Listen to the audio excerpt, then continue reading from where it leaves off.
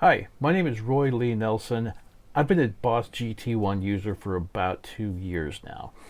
And a question that I've seen come up every now and then has been, can you record with this thing? Now, we all know we can play live with it because I've been doing it for a long time and some of you guys have too. But a few folks have asked in the group, can you record with this thing? And really, you can record with anything. But the question I guess that's being asked is, can you record with this in a production and have it sound convincing and sound like it's a guitar amp being recorded? I'm here to deliver what I think is an unequivocal, unassailable yes. It does. Is it the sound you want? Depends. I just finished a recording project, a full album of original material from an old band that I used to play with a long time ago. It was my first real band, and I felt like these songs needed to see the light of day, see the world, live again, whatever. But part of one of the challenges that I laid out for myself was to record with the GT-1 and just use that. Now, I have plenty of virtual guitar amps in my recording rig and everything, but I have a sound that I like in the GT-1, and I wanted to be able to use that. Now, I used two different tones to do this. The first one that I used for the left channel recording of the audio for the MIDI track was a 5150 model through a 412 cabinet. It's probably like the Marshall 1960A, something like that, but all out of the GT-1. The right channel is a Soldano out of a 212 cabinet. That was to kind of control some low-end problems that were going on if I used the 412. Now, and then in the solos were just, and that was to emulate our other guitar player at that time, to kind of get the balance of both of our sounds. The two sounds really complemented each other well in the rhythm tracks, as you'll find out in just a moment. The solos were, again, same combination of either the 5150 for solos that I was doing, and if it was a solo for either Wes or our guest guitarist Jimmy, those were done with the Soldano model, with some extra delay, little extra gain, little extra mids to help those cut through. Now, there is some processing going on in the recording part of it, and some of that was things like channel strip emulation, tape emulation, but that was to simulate what would happen in a recording studio. So in a recording studio, you're going to be miking up an amp, and you're going to be sending it through the channel of the console. You're going to then send that to tape. Since we're doing 80s rock here, I wanted to kind of emulate what would the studio environment have been like in the 80s, late 80s, early 90s to get this. So you'd go through the console, hit the tape, and then on the way back out, that signal that's been recorded to tape is going to again go through a channel of the console as part of the mix, along with any other processing like compression or things like that. So that's basically how that went. On the way in, an SSL channel emulation, then a tape emulation. Then I rendered each track to its own WAV file for the drums, the bass, everything. Each and every track, every instrument went to its own separate WAV file. I pulled those into a new mix session as though you're mixing from tape, and then applied another channel strip to each track, along with corresponding effects. Delay, which were on sends, compression, which would be as an insert, just depending on what was needed to kind of help level out the track. I grouped the rhythm guitars together, put a little bit of reverb on those, and I'll show you what's under the hood in just a second of the mix part of it. I won't be able to demonstrate the recording process, but at least I've laid that part out for you.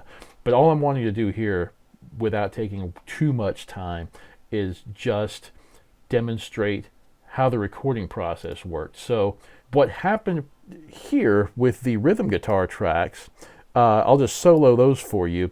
And what you'll hear, this is the intro of a song called State of Emergency. First song I wrote for this band, maybe 2 weeks or so after I graduated high school. I was like I hadn't even turned 18 yet. I was 17. So anyway, here's the intro of the song. This is just the rhythm tracks right here. And it's 2 tracks on the left and 2 tracks on the right. So double track. That's also part of the key of getting a good recording out of this. So here it is, rhythm tracks soloed.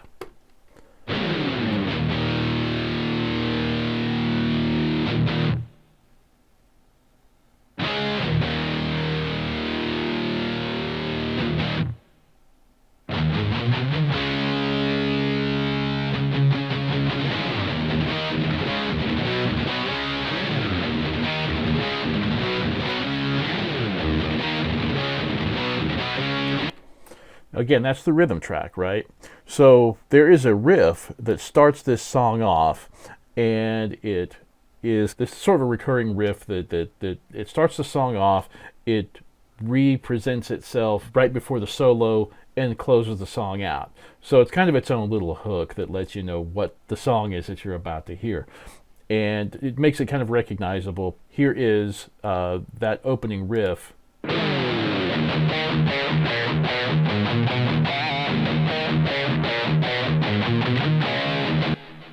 Now, what I'll do is I'm going to turn off the insert effects and reverb from that. So what you'll hear is what it sounds like. Basically, just this is what the channel strip, the original channel strip and tape emulation sounded like by itself for that riff, with no other effects added, no additional compression.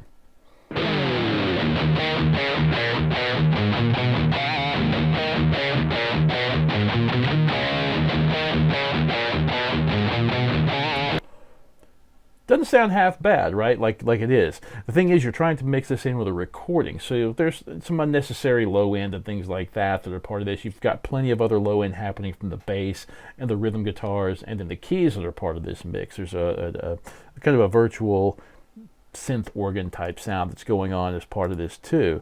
So what we're going to do is put that back in, and here's that track again with the processing applied.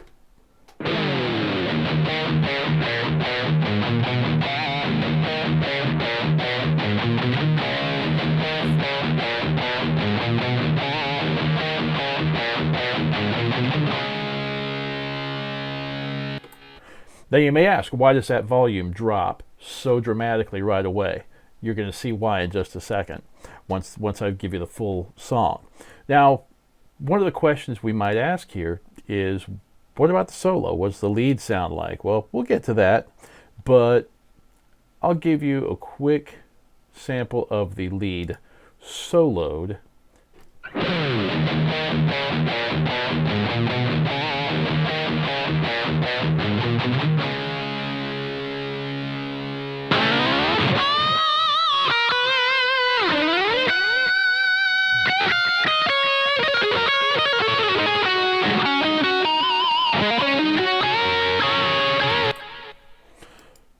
So you get the idea there, right? Now, here it is, all in context. The question again, can you use the Boss GT-1 convincingly in a recording? The answer is yes.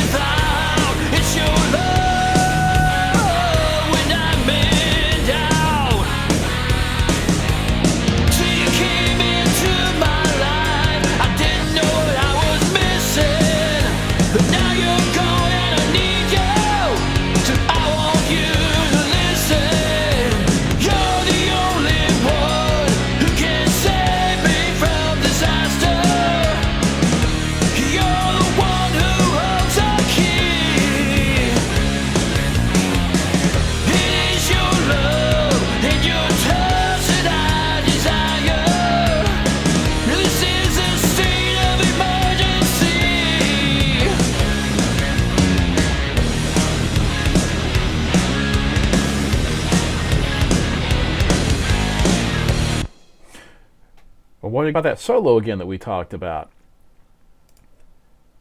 How did that come out? Well, I'll show you that real quick too. And here's the solo. This is a state of emergency.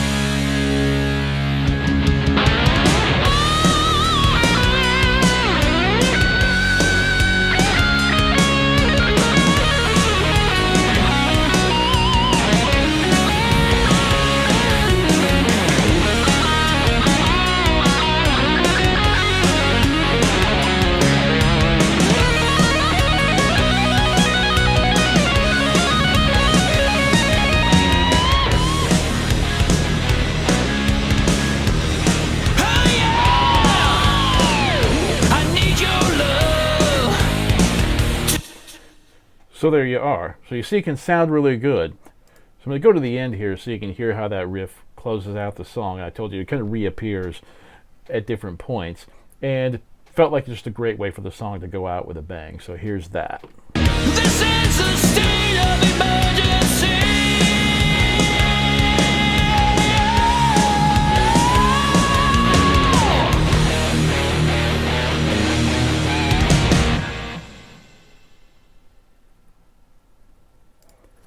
So there it is.